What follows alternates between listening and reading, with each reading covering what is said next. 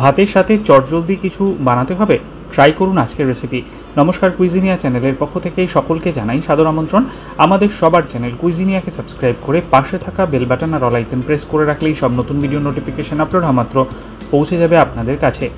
গরম ভাত দিয়ে বাচ্চা থেকে বড় সকলের মুখে হাসি এনে দেয় এরকম একটা ফাটাফাটি হাতে মাখা বা ভর্তার রেসিপি। আসুন দেখে নেওয়া যাক এই সুপার টেস্টি রেসিপিটি। এখানে আমরা নিয়েছি সর্ষের তেল। সর্ষের তেলটা গরম হয়ে গেলে দিয়ে দেব গোটা কয়েক শুকনো লঙ্কা। শুকনো লঙ্কাগুলোকে লালচে মুচমুচে হওয়া পর্যন্ত আমরা ভেজে নেব। আর শুকনো লঙ্কাগুলো লালচে মুচমুচে হয়ে যাওয়ার পর তেল থেকে আমরা এখানে তুলে নিলাম। তুলে একটা পাত্রতে আমরা রেখে দিলাম। আর ওই তেলেই এবার আমরা দিয়ে দিচ্ছি কয়েক কোয়া রসুন। রসুনগুলোকেও সুন্দর লালচে রং ধরা পর্যন্ত এখানে আমরা ভেজে নিচ্ছি। রসুনগুলো আমার ভাজা হয়ে গেছে, এগুলোকেও আমরা তেল থেকে তুলে নিলাম। এবার শুকনো লঙ্কাগুলোকে একটা বাটির মধ্যে নিয়ে নিয়েছি আর তাতে দিয়ে দিচ্ছি সামান্য একটু নুন। দিয়ে হাত দিয়ে শুকনো লঙ্কাগুলোকে একটু আমরা চটকে নিচ্ছি।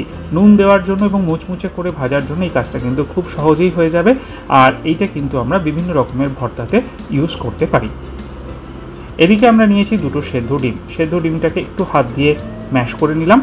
আর তারপর এতে আমরা একে একে দিচ্ছি সর্ষের তেল, কাঁচা সর্ষের তেল, দিয়ে দিচ্ছি কাঁচা লঙ্কা কুচি, দিয়ে দিচ্ছি কাঁচা পেঁয়াজ কুচি, তার সাথে দিয়ে দিচ্ছি এখানে ধনে পাতা কিছুটা, দিয়ে দিচ্ছি ওই ভেজে রাখা রসুন আর শুকনো লঙ্কা যেটা গুঁড়ো করে রেখেছিলাম নুন দিয়ে, সেটা স্বাদ অনুযায়ী নুন দিয়ে দিলাম।